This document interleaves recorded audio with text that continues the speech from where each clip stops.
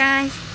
Hi there. Hi. Ito na kasi yung pwedeng magawa ko sa sarili ko. Kasi diba, I am suffering from breast cancer stage 4. Yung body na lang sa tulong ito at saka yung sa mga herbal na tinitake ko is lumiliit na yung lump. Pero sad to say na nag-metastasize na ko siya halos lahat sa skeletal system ko. Diba, yung first metastasis niya is dito yung nawala yung abdomen process ko. Tapos sa both lungs at saka sa trachea.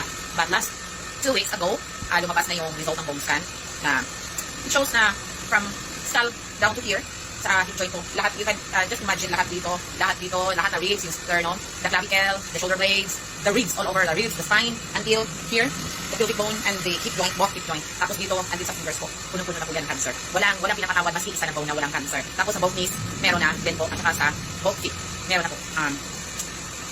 Pero it's amazing na sa stage ko na ganito, sa lala pa naman ng metastasis niya, pero I'm still able to walk, and nakakatiktok pa rin ako na walang pain, and hindi ko ma-explain na yung papasalamat ko kay God, hindi ko talaga ma-explain. Kasi pati yung doktor na siya. Kaya yung nila akong hindi na nila ako na-allow na mag-walk.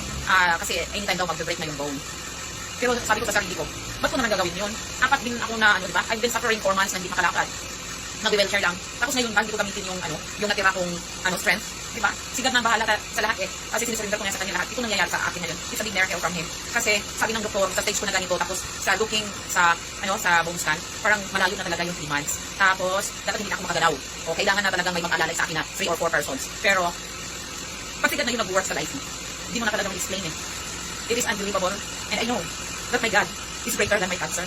And I am stronger than my cancer. DM for more details.